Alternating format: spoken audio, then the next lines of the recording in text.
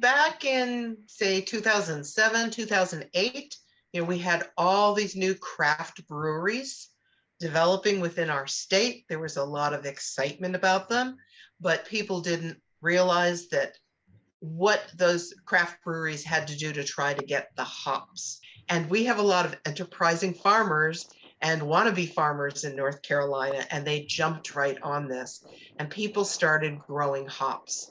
It didn't take them very long to run into difficulties and start looking for assistance from the Department of Agriculture and from the university. The limiting factor was that hops are dependent on the number of hours of light and dark. They're photoperiod sensitive.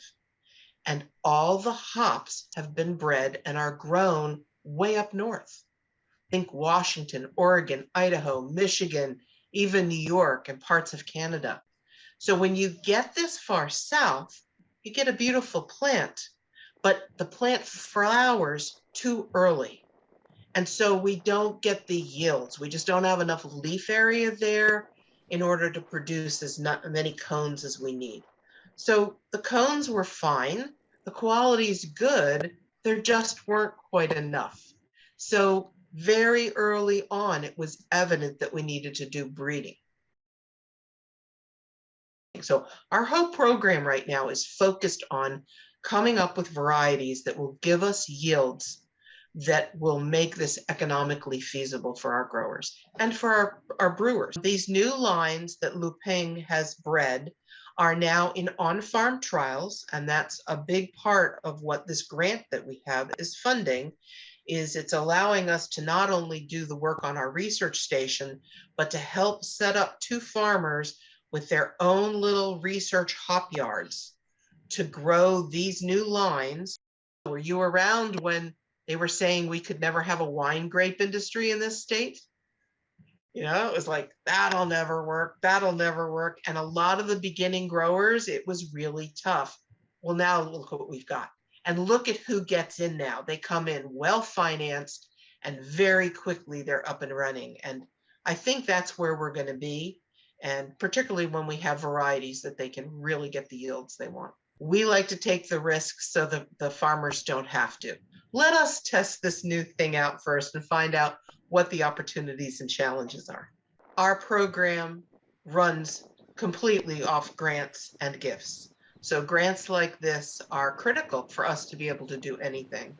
Many people are unaware that as a program, I don't have an operating budget. So my salary is paid, and a portion of Luping Q's salary is paid with state funds, and everything else is off grant money. And new and emerging crops are particularly difficult to get funding for because the big federal grants often are for things that are a little bit more established. So the kind of funding that we get through NCDA, through the Specialty Crop Block Grant Program, and through this program are often those things that nobody else is willing to take the chance on. And I have a long history now with both programs and really appreciate that. So that allows us to get that preliminary information that we can then use to build a team and have that preliminary data to then go for the larger sums of money.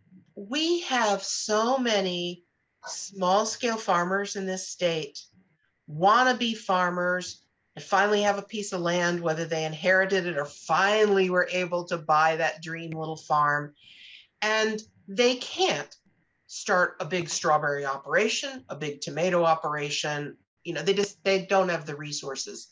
So helping people like that find a niche that they can fit in and be successful and enjoy, and that feeds into our economy. And remember, I'm in the western part of the state, so things that fit into this nature here and the tourism and everything else is something that I felt passionate about.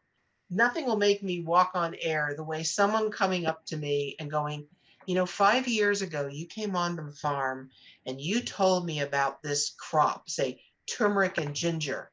And now that's what our farm is based on. And that's, my kids are going to college on the money I made. It's just like, yeah.